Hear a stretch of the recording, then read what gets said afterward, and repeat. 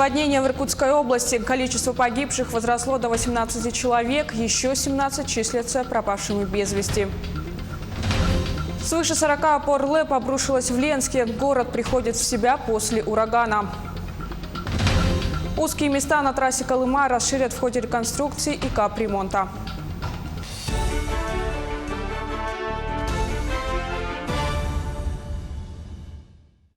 В эфире новости, в студии Кристина Якупова. Здравствуйте. 1 июля произошел пожар на научно-исследовательском глубоководном аппарате, в результате чего погибли 14 моряков. С места событий подробнее расскажет мой коллега Михаил Аброськин. Михаил, здравствуйте, вам слово. Кристина, здравствуйте. Тела погибших сегодня находятся в Североморске, в военно-морском госпитале в Североморске находится и 3 пострадавших, об этом нам стало известно из личных источников. Там же в Североморске находится, собственно говоря, сам подводный аппарат. Сергей Шойгу скоро выдвинется в Североморск по поручению Владимира Путина для того, чтобы разобраться в деталях этого расследования. И Андрей Чибис, глава региона Мурманской области, выразил соболезнования семьям погибших и отметил, что флот и правительство Мурманской области всегда помогали друг другу, и этот день не должен стать исключением, и правительство Мурманской области выразило готовность помочь семьям погибших в сложной ситуации. Также во всех церквях Мурманской области состоится панихида по погибшим, а в соцсетях люди уже выражают свои соболезнования, они приносят цветы к мемориалу погибшим морякам. Люди недоумевают, почему произошла трагедия, и хотят всех подробностей. Мы разбираемся во всех подробностях, мы следим за развитием событий. Кристина. Михаил, спасибо. Я напомню, на прямой связи со студией был мой коллега Михаил Аброськин. Мы продолжаем. В Иркутской области продолжают устранять последствия сильнейшего наводнения. Несмотря на то, что уровень воды уже пошел на спад, масштабы природного бедствия еще только предстоит подсчитать. Число пострадавших от наводнения уже исчисляется сотнями. Увы, есть и погибшие. И с каждым днем эта печальная статистика увеличивается. 18 человек погибли и 17 пропали без вести в результате сильного наводнения, обрушившегося на Иркутскую область, сообщила МЧС России во вторник. По данным ведомства, 1303 человека пострадали. Видео с беспилотников, снятое недалеко от города Тулун, показывает, насколько сильное разрушение нанесло стихийное бедствие пострадавшему региону. Губернатор Иркутской области Сергей Левченко заявил, что аварийной службе удалось восстановить связь между Тулуном и Иркутском и расчистить дорогу в город от воды. Государственное телевидение сообщило, что наводнение было вызвано ливнями, которые заставили реки выйти из берегов и залить прибрежные районы. На помощь была призвана российская армия после того, как президент Владимир Путин посетил зону бедствия в воскресенье, возвращаясь с саммита G20 в Японии. Правительство Якутии выделило 1 миллион рублей пострадавшим от паводка в Иркутской области. В регионе также в ближайшее время объявят добровольный сбор средств в помощь пострадавшим. В подтопленных районах Иркутской области были эвакуированы 2500 человек, 730 находятся в пунктах временного размещения. В области остаются подтопленными около 3500 жилых домов в 31 населенном пункте. За сутки вода ушла из 11 населенных пунктов. Ливневые дожди дошли и до республики. Так, Ленск приходит в себя после урагана, обрушившегося на него накануне. Из-за сильного ветра и ливня буквально в течение получаса на улицах и дорогах образовались огромные лужи. Практически на всей территории муниципального образования произошло аварийное отключение электроэнергии, исчезла сотовая связь и интернет. Ветром повалены деревья, около 40 опор электропередач. Как только ураган стих, оперативными службами района была незамедлительно организована работа по восстановлению систем жизнеобеспечения города. Между тем, в Якутии тушат 13 лесных пожаров на общей площади 796 гектаров. Локализовано 2 лесных пожара. В Верхоянском районе на общей площади 100 гектаров и в Алекнинском на площади 15 гектаров. В тушение привлечено более 300 человек, в том числе более 80 работников службы наземной охраны лесов, 2 работника лесничества, более 160 парашютистов и десантников пожарных. Мобилизовано около 75 человек из числа местного населения. Задействовано 13 единиц техники. Предварительная причина возгораний – сухие грозы. В Верхоянском районе переход огня на лесной фонд земель иных категорий. В Миринском районе ситуация с пожарами под контролем. Об этом доложили во время внеочередной комиссии по чрезвычайным ситуациям. На сегодня в районе действует один лесной пожар. Он зафиксирован в 82 километрах от Айхала. По данным Миринского лесничества, действующим пожаром уничтожено 2 опоры электролиний. Недалеко от места возгорания проходит газопровод. Поэтому этот участок будет находиться под особым контролем. По данным космического мониторинга, на 2 июля в Миринском районе выявлено 7 термоточек. При этом точно неизвестно, что конкретно горит – лесной массив, сухая растительность или просто мусор. Видимых признаков там, что где-то нет. К другим темам. Российские женщины трудноспособного возраста чаще всего умирают от новообразований. По данным Минздрава, 23% женщин умирают от болезней системы кровообращения.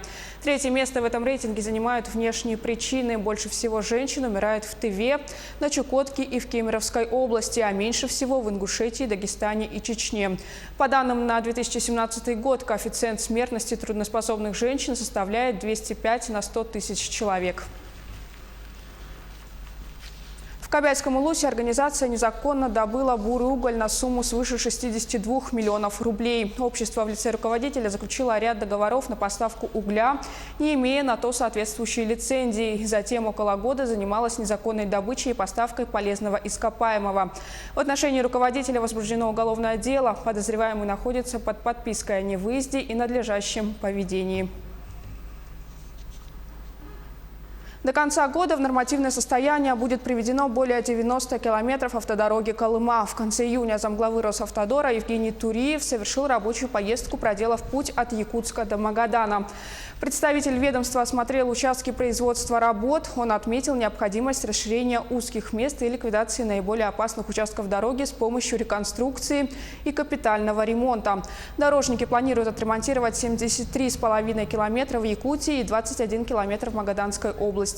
Ведется строительство и реконструкция мостов. Сдача этих объектов также намечена на этот год. Кроме того, будут отремонтированы водопропускные трубы общей протяженностью почти 694 погонного метра. Руководители издательства «Молодая гвардия» предложили создать коллегию по якутской линейке книжной серии «Жизнь замечательных людей». Они сегодня встретились с главой республики Айсеном Николаевым.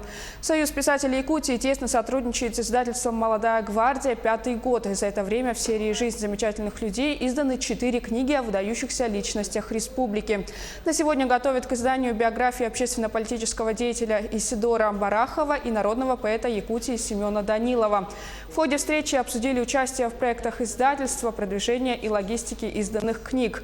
Айсен Николаев поддержал идею создания коллегии. Также он предложил выпускать и подарочные издания о классиках якутской литературы 20-21 веков. Эта серия, которая основана более 100 лет назад, широко известна во всем мире, поскольку книги, изданные в этой серии, они расходятся практически по библиотекам всего мира.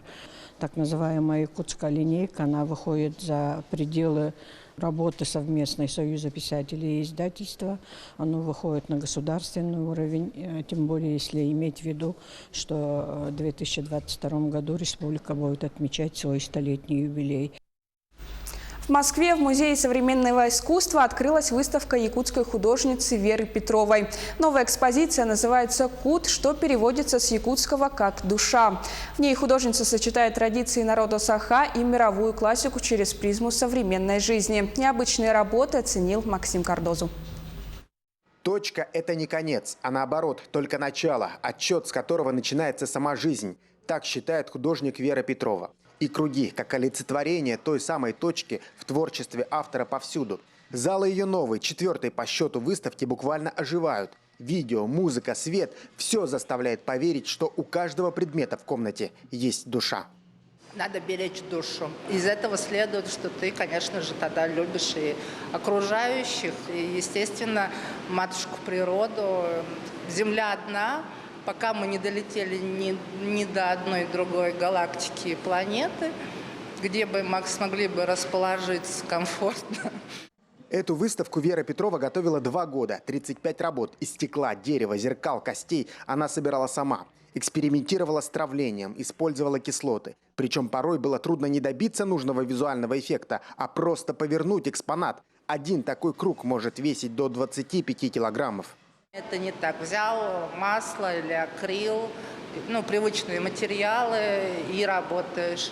Тут надо выжидать какие-то химические реакции, технические чисто вещи, эксперименты, потому что я делала это первый раз, выработала какую-то свою технику, и прежде чем к ней пришла, я, конечно, попортила много всего.